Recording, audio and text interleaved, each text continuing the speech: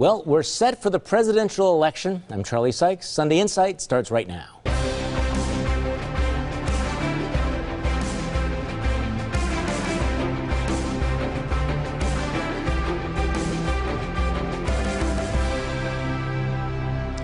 Good morning and welcome to Sunday Insight. In the week that was, well, pretty much all politics all the time.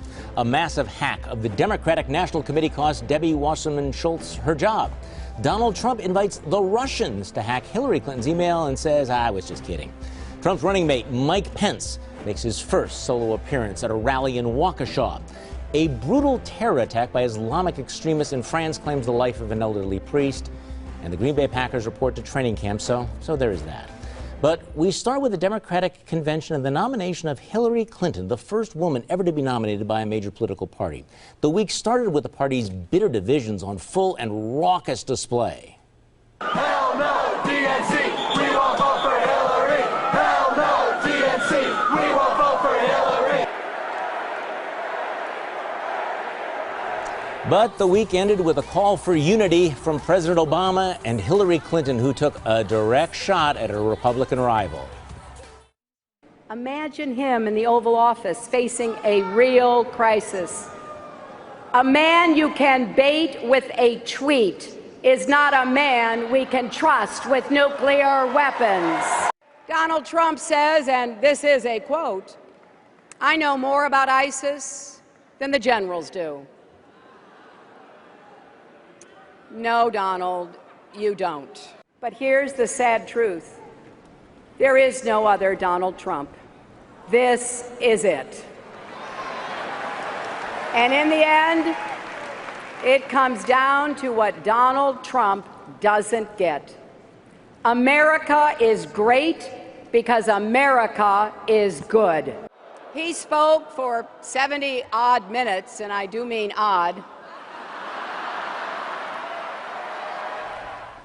Joining me on our panel this morning, the Milwaukee Community Journal's MIkel Holt, former State Representative Michelle Litjens, Defense Attorney Dan Adams, and media trackers Brian Sikma. Well, we've had both conventions. Who did it better, the Democratic National Convention or the Republican National Convention? Well, I'm a Democrat, but I'm going to try to be objective and say that the Democrats just won outright. I mean, it was a rout. If this was a baseball game, I mean, it would have been a no-hitter. The oratory, just the speech making in prime time, and I watched all of them by the Democrats, the Obamas, Biden, not so much Hillary, but everybody that surrounded her. Not so much Hillary. Well, but she seemed presidential. I mean, she looked great. The contrast to the Cheeto man, Donald Trump, was amazing. You can just picture her making the decisions, sitting at the desk in the Oval Office. Okay, now, do you agree? I mean, the first 2 days of this convention, I was really struck by how you basically had a tale of two conventions. First 2 days of this convention was a total dumpster fire for the Democrats. Debbie Wasserman Schultz collapses. You know, you have the controversy about no flags. Nobody even mentioned ISIS. Last 2 nights, though, you have, President Obama, you have Joe Biden, you have some strong speeches. So, on balance, who did better? Well, I think the Democrats maybe slightly edged it out in the end, but what really helped for Republicans was the fact that Hillary Clinton spoke for, she said, 50 awkward minutes was what her speech was. And if she thinks that you can control Donald Trump with a tweet, apparently you control her with fake YouTube videos into thinking that's what a terrorist attack is over. Because at the end of the day, people are going to make a decision. And what should have happened was after that great speech by the Khan family, they should have ended the convention on that high note. You're talking about the father of the Muslim soldier who died. Muslim soldier who died in action. That was absolutely the emotional political high point of both conventions. So who did better, the Republicans or the Democrats? Who comes out ahead? Well, since I'm the only politically independent person here, so I can speak honestly, the Democrats, of course. Anybody who listened to Trump's speech had to leave afraid that, he's probably going to blow up the country. There'll definitely be a race war if he's elected. That's the message I got from it. The Democrats, the first day, horrendous. But after that, it built and built and built, and Hillary got her message across. Okay. Michelle. Well, the Democrats clearly did a better job putting together their convention. It looked and you were there in organized. Cleveland. You were there, okay? I did. In the Republican convention, even on the ground, they didn't have a clear plan what they were doing. Their caliber of speakers at both conventions were so different. The Democrats, again, they have Hollywood working with them. Shonda Rhimes put together videos for them. Morgan Freeman was the narrator. Democrats knew what they were doing when it came to conveying emotion and connecting with the American voters. Well, you know, last Thursday night, I'm sitting there watching that going, okay, you know, speech after speech, why is this not at a Republican convention? And why are those speeches? It was as if they flipped the card. You know, you had that sense of optimism and aspiration. So and I really hate to say this, they stole some of our best material, our best vision. And when you have, you know, President Obama quoting Ronald Reagan, when you have all of these stories, look, the Republican convention I think was effective, and I think Donald Trump got a bump out of it, but that convention was about Donald Trump. Mm-hmm. The Democrats made it about their vision of America. So the first two nights, they let their freak flag fly. They're crazy. They got that out of their system. Yeah. But the last two nights, a lot of that rhetoric, a lot of that imagery could have been from a Republican convention. But don't you think that happened? The Republicans let that happen because they were not the positive party. They did not parade around the flag and say we're here because we love America. We didn't steal anything. Donald Trump and his cult of personality left the playing field open, and Democrats smartly occupied that space. Well, okay, but of course then you have the political environment. You have 70% of Americans who think that the country is headed in the right path. So yes, Donald Trump's vision was dark, but a lot of people have a dark vision. They are concerned about crime. They are concerned about terror. They are concerned about jobs. We are also concerned about solutions. Well, and Donald Trump or the Republican Party didn't offer any. They presented this dark world, but they didn't show any light. See, you weren't paying attention because he alone can solve those problems. It will be beautiful. It will be huge, and it will happen very, very fast. Okay, what is your glass half full? What is your glass half empty? Let's go around the table. MIkel Holt, you're first. Well, speaking of the elections, my glass is half empty because 2 weeks ago, a McDonald's employee called the police on what they thought was a robber. Turned out to be some joker wearing a Hillary Clinton mask. My glass is half full because 2 days later, a dog in Washington County bit a man campaigning for Senator Ron Johnson. I assumed the dog was a Democrat. Welcome to the convention. Michelle. My glass was half full because somebody tweeted out a picture of Nikki Haley and Marco Rubio on stage together, and you couldn't help but feel excited. But it's half empty because they aren't the Republican ticket. Dan Adams. Oh, my glass is half full because Milwaukee aldermen are floating an idea to hire a so-called surge force of new police officers to help fight crime. My glass is half empty because the aldermen are calling for an increase in property taxes to pay for the surge force. This is a non-starter. Milwaukee property taxes are already too damn high. The city should be creative, find efficiencies, and use savings from other areas to pay for the idea. Yeah, like that useless trolley. Brian. My glass is half full because the Wisconsin Department of Transportation says that the condition of Wisconsin's main highways exceeds quality goals. My glass is half empty because some Republican lawmakers are beginning to suggest we need to increase taxes to spend more money on road projects. Well, my glass is half full because the Democrats, including President Obama, made a gracious play for conservative support, even going so far as to quote Ronald Reagan. Barack Obama quoting Ronald Reagan. My glass is half empty because Hillary Clinton didn't follow up or even try to throw Republicans a bone, reminded some of us why we are still never Hillary. Our Sunday Insight Countdown shows that Wisconsin has a primary election in 9 days. We'll talk about that in just a moment. The first of 4 debates between Hillary Clinton and Donald Trump just 57 days away. Boy, those ratings are going to be huge. The presidential election is 100 days from today, and the new president will take office in 173 days. And as we go to the break, some humor from former Milwaukee Buck and NBA Hall of Famer Kareem Abdul-Jabbar at the Democratic National Convention.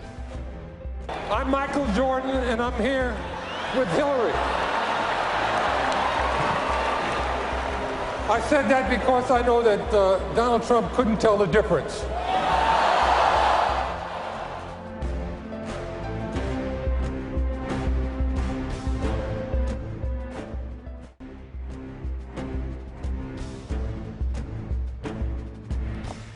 Well, believe it or not, Wisconsin voters go to the polls in just 9 days to vote in the primary election, the most high-profile contest, obviously. Speaker Paul Ryan facing a primary challenge from little-known challenger named Paul Nehlen, who's challenging Ryan by embracing many of the positions of presidential nominee Donald Trump, positions on immigration and border walls. Ryan has a big spending edge on Nehlen, and polls have shown him comfortably ahead. Your take, Brian Sikma on this race. Your take on the race? Well, I think Congressman Paul Ryan is going to walk away with this. I mean, because unlike previous Republican incumbents who've gone down in these sort of primary contests, Paul Ryan has remained connected to Wisconsin. He's coming back here very often. There's no question. He lives in the district with his family, and he goes to Washington to do his job before he comes back. And Paul Nealon is just an extremely flawed candidate. On the one hand, he bashes free trade, he bashes trade deals, which seems to adopt like a Donald Trump type line. But the fact of the matter is, he used to own a Chinese company, which he then described as a sweatshop factory. He spent $80,000 of his campaign buying services from a Canadian company instead of actually finding American vendors. What really strikes me about this is if you are out of Wisconsin and you read the Drudge Report, or you read Breitbart, or you read some of these publications, right, exactly. You think Paul Ryan's in a lot of trouble. There's a lot going on here.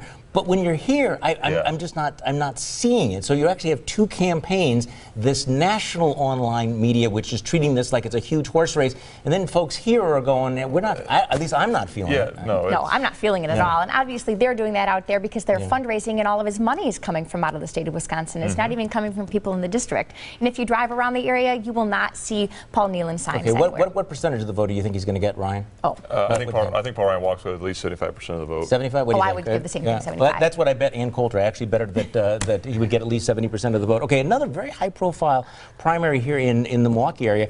State Senator Lena Taylor is faced with a very, very tough primary challenge from State Representative Mandela Barnes, who is really running to her left.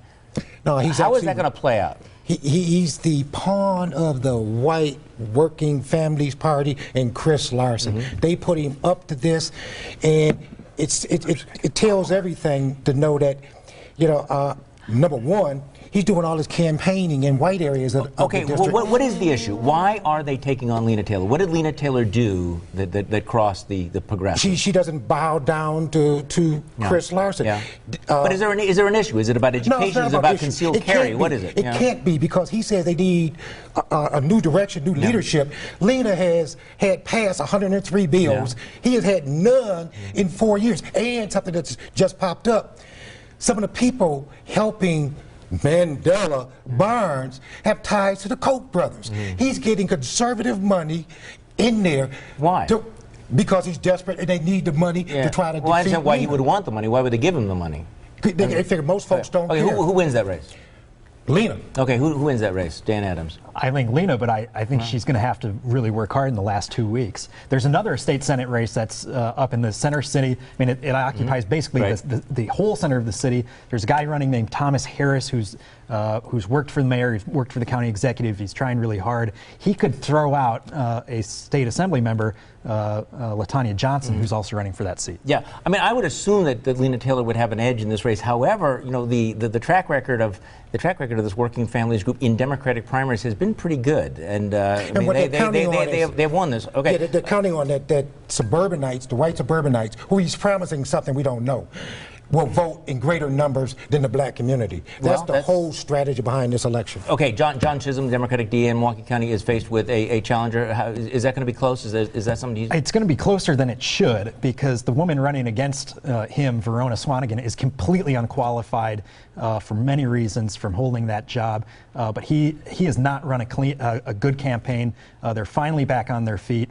I hope he can win. People know that I have big issues with that office. But Verona Swanigan can't be our DA. It would be a disaster. All right. So you may not want to hear it, but we'll tell you anyway. Let's hand out some unsolicited advice. MIkel Holt, you're first. Well, mine is to the white working family party.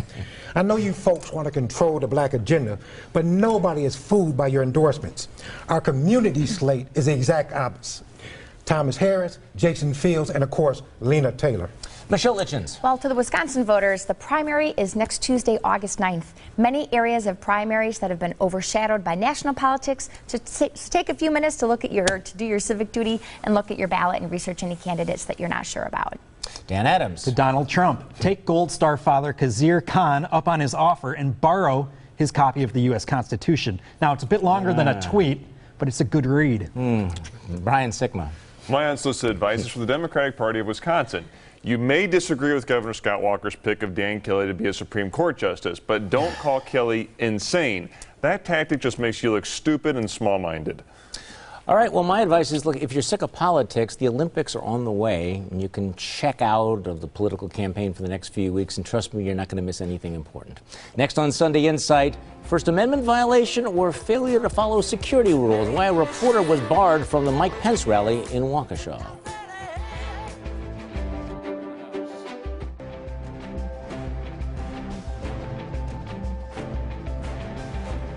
Donald Trump's running mate makes a stop in Waukesha, but the visit is overshadowed by the way a reporter for the Washington Post was treated. The reporter, Jose Del Real, was turned away by event staff at a press check table before entering.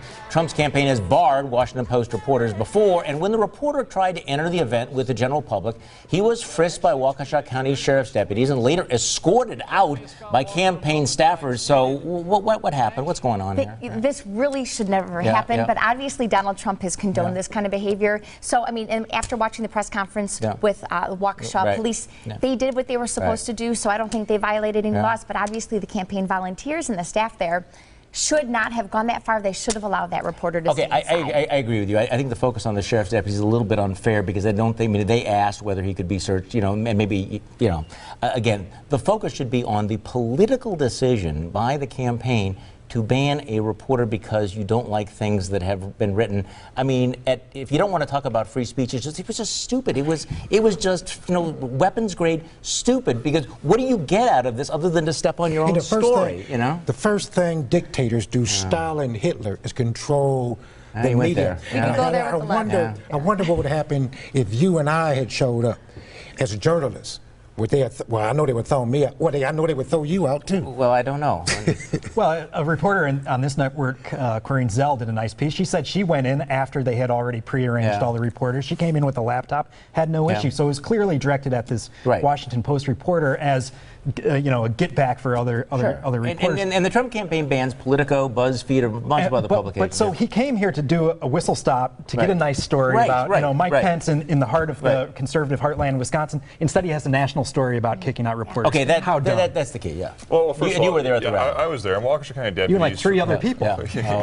Wow. Yeah. There was not as big of a crowd as some people were anticipating, but the Waukesha County deputies were all over the event providing security. They asked this reporter if they could search him. He consented to that. I'm sure if he had said no, they would have been very respectful and said they wouldn't have bothered. The sheriff's deputies did not kick him out. And they did not kick him out. And I will buy this as a sincere story. When Mary Spokooza and the Journal Sentinel talk about the times that conservative media outlets have been kicked out of Democratic Party of Wisconsin events or been denied credentials, look, is this a good political strategy for the Trump campaign? Absolutely not. But this is not a First Amendment issue. When Graham Zielinski was throwing conservative media out of events, I don't recall the front page stories. Excellent. What is it that you don't get? Let's go around the table. MIkel Holt, you are first. Well, if a black website is correct, Mandela Barnes, who is running against Lena Taylor, is getting campaign money and support from people with ties to the Koch brothers. What I don't get is how you, Mandela, can call yourself a progressive Democrat, but you sleep with people you call the devil. I wonder what's happening under those covers. How does Michael feel about this? Michelle Litjens. Charlie, I don't get it if leftist Piers Morgan understands that the only way to stop terrorism in Great Britain is to close their borders to unfriendly immigrants, and he's not called crazy, but conservatives who want to do the same thing in the U.S. are racist. Dan Adams. I don't get how 6 Baltimore police officers were ever criminally charged in the Freddie Gray death case. There was 0 evidence that these officers did anything wrong. This week, the prosecutor was finally forced to dismiss all the charges. Brian Sikma. What I don't get is how Senator Russ Feingold can talk tough about taking on ISIS now that he wants his job in the U.S. Senate back when he voted against those very same measures when the enemy was al-Qaeda. Well, what I don't get is why political campaigns think it's a good idea to kick reporters out of their events, because that never really works out well for them, does it? Next on Sunday Insight, our panel picks the winners and losers of the week. But first, here's your morning news update.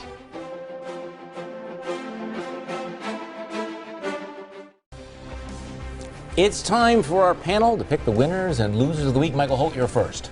My loser, the Democratic National Committee's hacked emails not only reveal a conspiracy to undermine the Bernie Sanders campaign, but they were homophobes, sexist, and racist governing their party. Different wings on the same bird, I say. The winner, nonetheless, the big winner is still Hillary Clinton, the first woman to head a major party ticket. And unless she trips over her disapproval ratings or more David Dukes come out the closet, she'll be the next president. Michelle Litjens. Well, the winners are all of the school districts who filed a lawsuit against the Obama administration, which directed schools to provide transgender bathrooms or lose federal funding. They are all winners because the losers are Obama's administrators this week, who responded to the court by saying it was only a suggestion and the schools aren't going to lose their funding if they don't comply. One more win for local schools. Dan Adams. My winners are Milwaukee police officers Alex Ayala and Jose Acevedo, who, while off duty at a Brewers game, jumped into action and rescued a 6-year-old autistic child who fell into the Menominee River. Good job, guys. My losers, the Milwaukee Common Council, who rejected the $55 million Gold House apartment proposal on the Lower East Side. Really short-sighted NIMBYism here.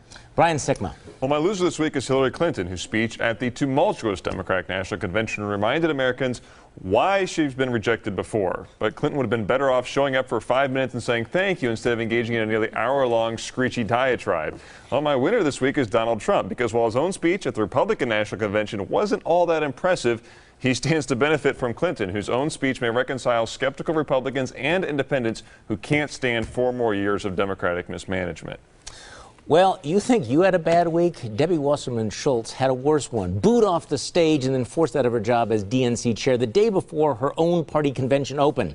Winner, Kaiser Khan, the father of a young Muslim soldier who gave his life for our country amid all the political blather. His speech last week was the emotional and political highlight of both political conventions. Thanks for joining us, and we're off for the next 3 weeks for the Olympics. We'll be back at the end of August for the campaign. Join me for my radio show Monday morning on News Radio 620 WTMJ from 8:30 until noon. Have a great week.